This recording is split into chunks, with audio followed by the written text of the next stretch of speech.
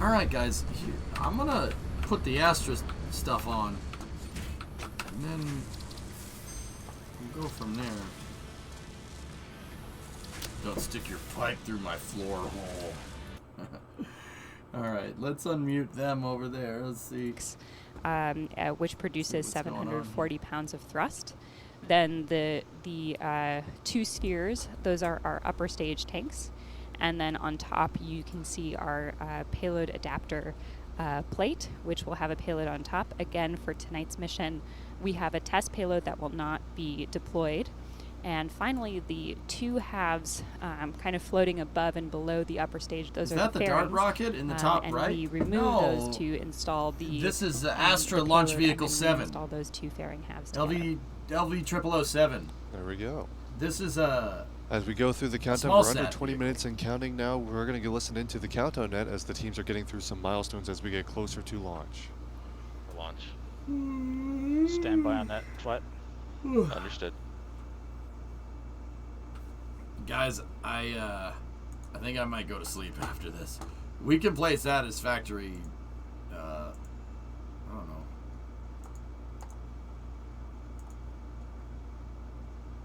I don't know when the next time I'm going to be playing it is. Because tomorrow I'd like to play Icarus. As GNC evaluates, we're going to finish out our igniter checks at step 134. Tango, please, on the buttons interface, toggle spark for 30 seconds. Copy, spark coming on. 3, 2, 1. Yeah, probably, Tars.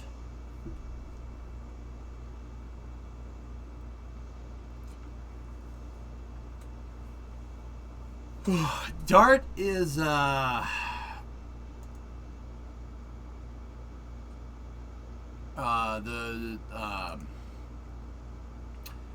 it's the 24th. It'll, if you're Hyper, you're in the UK. It's spark off. 7 o'clock, I think. Dolphin, please confirm results. Spark current looks nominal. However, can I request an additional spark check after purges? Copy that. Tango, can you please run an igniter purge for 2 seconds on all 5 igniters? And work. Starting with Alpha, working to Echo. Okay. I'm gonna switch this over here.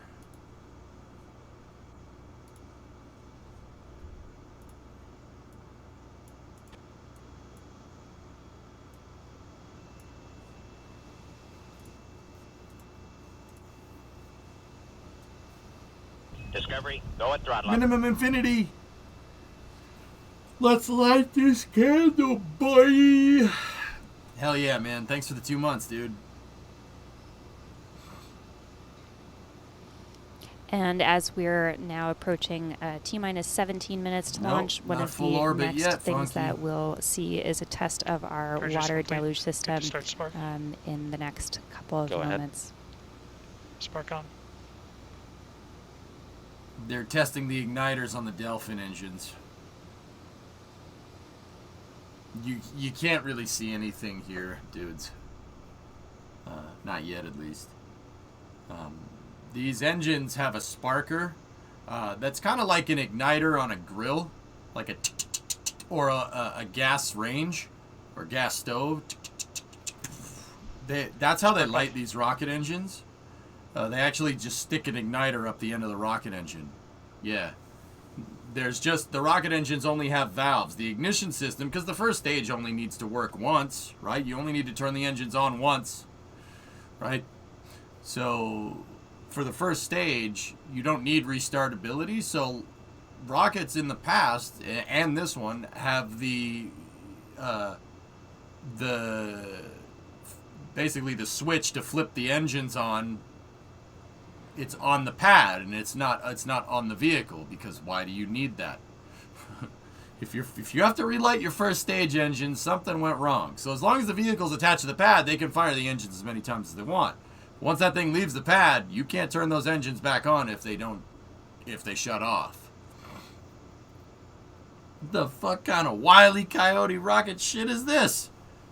Nah, this ain't an Acme rocket. It's Astra. Little different. No. This is Astra's. They're doing a test flight They're a startup company out of San Francisco, Alameda, California. If you're from the Bay, they have for the Bay Area locals. They have their main plant is at the Alameda Naval Base, or the former Alameda Naval Base, right? So these guys are currently launching out of Kodiak, Alaska, because you can't launch out of the Bay. There's too many people. So they're testing their small sat launcher. This is Rocket 3.3. That's literally the name. And they're gonna do an orbital attempt. They basically have a lead weight where the payload should be up here in the payload fairing. It's called a test payload, or just a boilerplate, sitting inside of that aerodynamic fairing. And we just crossed. They're gonna, in 15 minutes, we're gonna see what happens. The last time they went to launch with vehicle number 6, it didn't end well.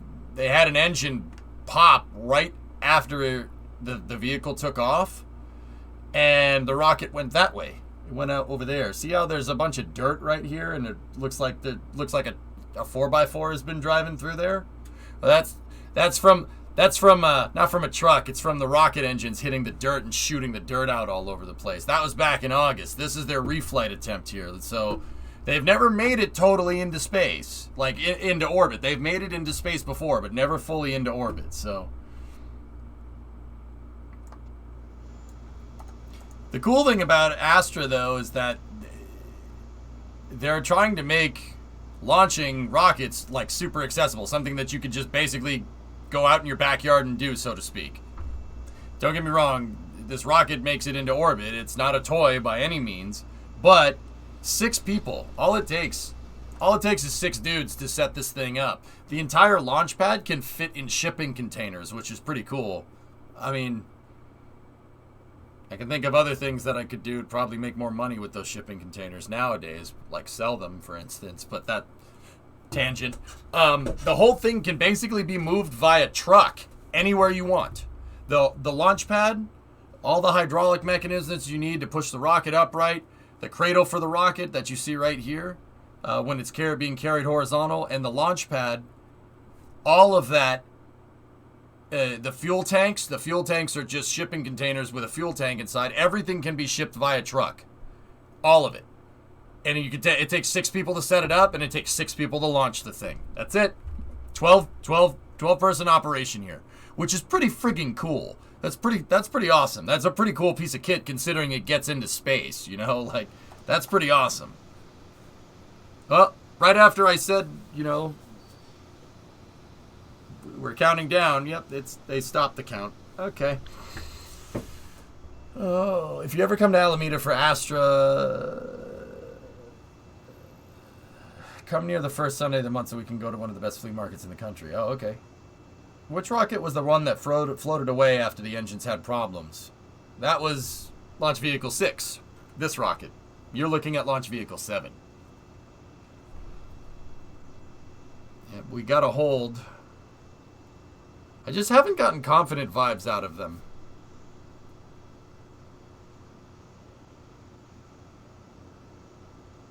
Scary. I have. They'll get it, dude. They'll get this thing to work. Y'all got any more of those shipping containers, Joe Rogan? Shazam! You got any moisturizer?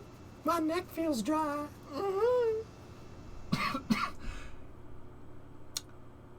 Oh, that's good. Well, that's a new thing that happens. Teams are waiting for some wind On data. countdown, In the meantime, since we think this might be about a 10-minute hold or so, we'll take some questions in the meantime. We got one here asking about the upper stage engine. Carolina, is it the same as the sea level engine, or with just a more vacuum optimized nozzle, or is it a completely different engine? They're pretty different. The first stage engine, the Delphin engine, and the upper stage Ether engine are pretty different from one another. So I know it's pretty common for upper stage engines to be slightly modified versions of the boost stage engines, but in our case, they're pretty different. Next question asks, where is Mission Control located for this launch? Is it in Kodiak? Our mission control is actually here in Alameda, California, which is our headquarters, and it's one of the things that keeps us as nimble as possible. There you see the mission control Satellite camera internet that's minimum, yeah. right behind where we're there's the 6 coming people. to you from. Yeah. So we send a very small team up to Alaska with the vehicle, and we keep most of our team here back at headquarters. And that makes, I know what Carolina's going to say next. That basically makes it so they can set up the pad wherever. Yeah, why would you want to bring the mission control people with you? Just have it remote, right? So that Astra actually has plans to launch out of the Cape soon, which is pretty sweet. Minimum Infinity. So don't they also plan on making a network of satellites that you can rent time on? I'm not sure if it's so much for cloud computing minimum as it is for satellite internet. Pretty much anybody that's trying to get into the small sat game right now is trying to do that. Yeah, that's what everybody's trying to do. Hey, Taco Fund, 25-month resub. Guess who has to design a budget James Webb Space Telescope mission for their final project in Space Systems Engineering class? Oh, damn it, that sounds like fun. That sounds like fun, dude. Hopefully more launches, but we'll keep our eyes focused on tonight's launch of LV0007, and you can follow us on Twitter at Astra, or visit our website for more information from our blog posts, press releases, and SEC filing for more information on Astra's future plans. Next question, asking if the ground team, or we just survived looked at last control time, a second ago, does the ground team have any control of the vehicle after launch other than FTS activation? Right, our vehicle, once it launches, is being flown by itself by the algorithms developed by our flight software and our guidance teams. So aside from our flight safety systems, which we will use in the event that the rocket is off course. No, it'd be a really good day. Yeah, of course it would fucking suck if James Webb's launch failed. That would really suck. Next question, asking you're like $9 billion down the drain. Dude, don't even talk about it. It's one of the things stressing me out just hearing it. Well, hey, Geek, what's up, bro? We saw a smaller version of it while we were just going through some of these questions. It's a bit hard to see, but we do have a water system around the base of our rocket that is primarily for fire suppression, but it also serves a purpose of noise suppression as well. So we do have a water system there to make sure that we should literally. Oh, rocket's kind of moving a little bit. We should. Oh, it looks like it's a little windy. We should look into seeing how much it costs to train an astronaut and pay an astronaut on like a lunar mission, because I'm fairly confident that it is cheaper to send 7 people into space than it is to launch that telescope. Alex asking, the telescope will only be the second most expensive thing launched to space. The first most expensive thing launched to space is Jeff Bezos. Yeah, true story. Kind of orbits the payload can reach as well. And in the case of launching from Kodiak, many higher inclination and polar orbits are actually easier to reach. That's a real stat for what it's worth. From the equator, and so the choice of launch site has to do with the mission itself as well. Oh, Seth. Next question from Matthew. Come on, man, that's some bad juju right there. I think we've got a map to James show Webb ground what the launch apparatus. Trajectory is. So we'll fly out south over the Pacific Ocean, and you can see that we'll see that trajectory once the rocket clears the path. And the next question, because all flights have happened from Alaska at this point, we just saw it on the map there, do they take the strong bag and the other GSE equipment? So when we talk about GSE, ground support equipment, all the things around the rocket you see on your screen right now, do those get taken apart and shipped back to the headquarters between every launch? Yeah, actually, we don't leave much behind up in Kodiak, and so we do ship pretty much everything back here to Alameda, and we perform maintenance and repairs. Again, that launcher system, the strong back and launch tool that you see, as well as some of these other shipping containers that you may see at the bottom of the screen, that will all come back to to Alameda for, Like, their for vents for the repairs and rocket maintenance. are on the transporter erector. The next question from Chad, here's a good one. Who is the guy with the smiley face on the back of his computer monitor? Well, you can see on the right-hand side of your screen, They put their vent googly lines eyes on the that transporter monitor. That is our erector. flight activities officer, Thomas Arend, and They most likely did that to some of the questions we've gotten are, They most likely did the vents right here. They did that to simplify the design. Because think about it. Designing a vent hole, right, like onto the side of the rocket, like a place where the rocket vents out, that's more steps that you need to manufacture the rocket. If you engineered the umbilical, if they wanted to engineer the umbilical in a certain way, I suppose they could, I suppose they just have the vent line go right through here. No, that doesn't make sense. See, I'm not sure why they would do that. Let me think. Let's think about it for a second. So we have two vent lines here, but the thing is, that one's got to be from the second stage, and that one has to be from the first stage. So there's the vent line for the LOX tank for the first stage. So it's coming down here, and you can literally see the plumbing. You can almost trace it. It goes right there. So where the heck does what's this one, and where's that one coming from? Flykin', that one right there, judging by that vent line, it goes down. So if it goes down, that might be the vent line for the tank, for the liquid oxygen tank farm tank. Now, why put it there? Well, simplify the tank design. You simplify the tank design, like, in real life, like, no, but see, that makes no sense either. Why would they do that? That doesn't make sense. But maybe they put all the pad GSE on the erector, right? Because the whole pad has to fit in a shipping container. So, I mean, you've seen tank farms before. They have all this extra paraphernalia on it, but that paraphernalia is for, like, loading up stuff, like fueling, right? So maybe they put vent lines on the parts of the ground surface equipment that they need to take with them. Maybe they do that so you can simplify the tank design. I don't know. It's very weird. So it's either that or this vent line is for the second stage and this vent line is for the first stage. It's one or the other. I'm going to see the GSE tank vent stuff that I was just telling you about doesn't really make a whole lick of sense. So I'm going to guess that that's the second stage vent line and that's the first stage vent line. But also at the same time, you can plainly see that this vent line goes down right there. So I have no idea. The stage venting line is right there. The first stage vent line is right there, and the second stage vent line is this one. It's up here. So that doesn't make a whole lick of sense. I'm not sure.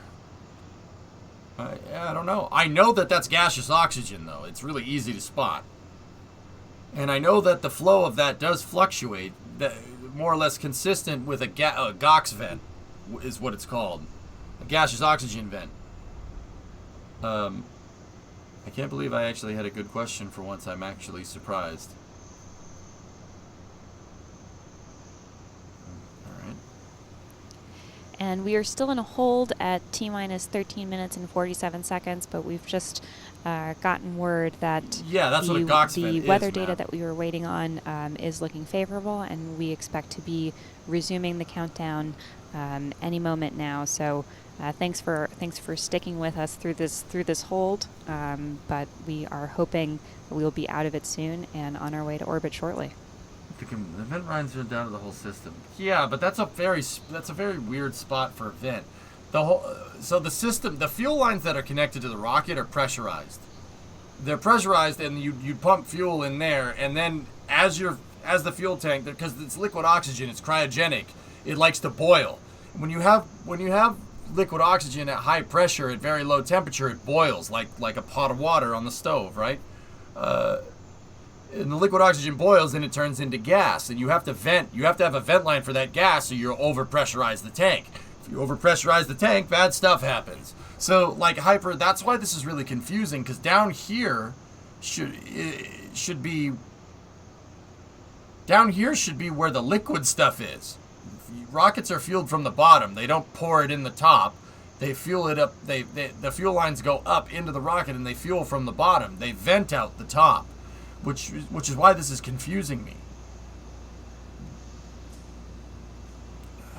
Maybe 20 minutes out from now, Oriole. I don't. This is flight on countdown, entering terminal count at procedure step 141 at this time. Okay, they recycled. Tango in AV1 manage power systems. Please ensure guidance power system authority is toggled off. Odds it goes sideways? Power Unlikely. authority They is off. reconfigured their umbilicals. In VB1 turn on off PDBs, please run a GNC self-test. GNC call out when complete. GNC self-test started. Hey, Matter. FTS, please confirm Astra FTS is still enabled on the vehicle. FTS is still enabled on the This is vehicle. black magic. Why is that vapor spawning in the air? Tango in fuel for operate, toggle full. Yes, Before operate. no, it's white magic. As you The see, we air's have entered white. the terminal What are you, count. dumb? We're at T-minus 14 minutes and 33 Yeah, seconds yeah, and it's a counting. little- The new T0 little baby is rocket. 11:25 p.m. Pacific time. Okay, a little under 15 minutes. Now that we are into the terminal count, we're going to look at an overview of the flight profile and what we'll expect to see once we have liftoff here from Kodiak. Carolina? Affordable small sat launching, I mean. Sure. So we'll start from the bottom and work our way up with that mission timeline.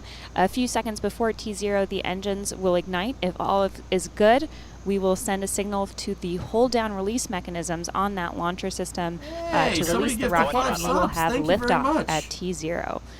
Just a few seconds later, we will Thanks, guys. pitch over the rocket, and then our next Whoever did objective that, is thank you max very Q much. I really at appreciate 1 it. minute and 10 seconds. Hopefully you guys are appreciating the long Following streams. max Q, which is the It's point been of fun. maximum aerodynamic pleasure. pressure on the vehicle, we'll be looking for main engine cutoff, or MECO, at 2 minutes and 50 seconds. And then a few things happen right in here, pretty flanking, quick something like that. succession, which is fairing separation, stage separation, and then the upper stage ether Oh, no, engine change will light at 3 minutes and So 5 that's seconds. That's a chain link If fence. we meet all of those things, then we'll be in space, and it will be very exciting. And then the ether engine will burn for a little over 5 minutes before second engine cutoff, or SECO. And our final step in the mission will be to send a signal to simulate Dorifto payload rocket. deployment. God damn it, Again, Ben, shut we up. have a test Don't you dare payload jinx on them. this flight, which will not be deployed, but we will monitor to see if the signal to simulate the deployment is successful at 8 minutes and 40 seconds. Again, our objective today is to reach orbit and successfully yeah. complete all of these Mhm. steps on our mission timeline. Strap a couple burgers to that fence. Burgers? Yeah.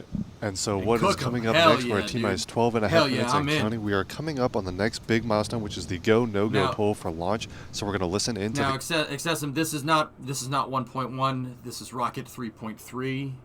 It's 1.1 3 times, dude. So, I mean, take Fuel that for for what it's operate worth. deactivated. What's up, dude? How are you? Fuel 3 supply. Deactivated. Fuel 1 FE 300 upper fill. Deactivated. Fuel 1 FE 200 first fill. Deactivated. AV1 radios. AV1 radios deactivated. AV1 rocket support cart. AV1 rocket support cart deactivated.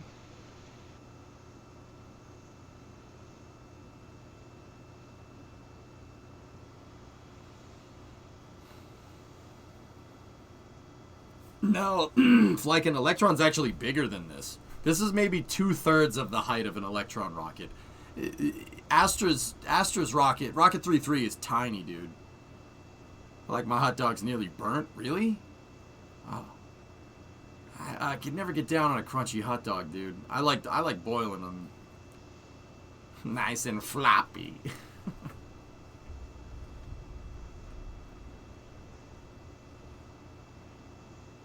Is someone gonna run a long matchstick to light this thing?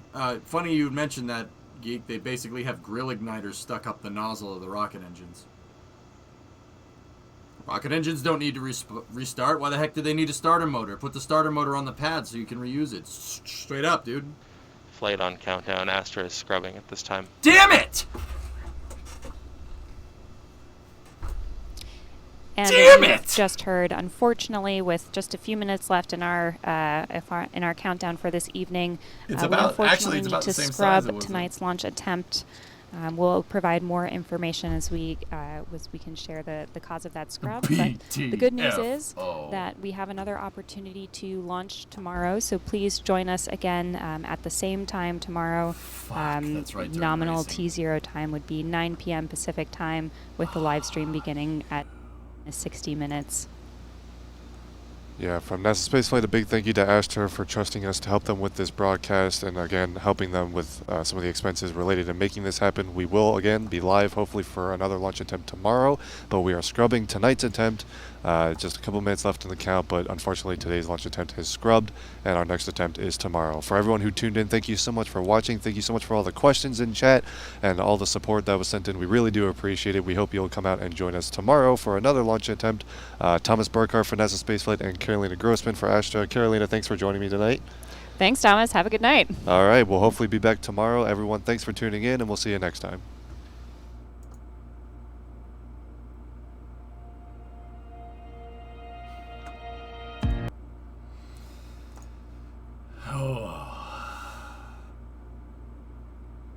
Well, that's the way it goes sometimes, guys. Sometimes it's rubs. Yeah, it's pretty cool that they're working with NSF. Yeah, I agree. That de-escalated quickly. Yep.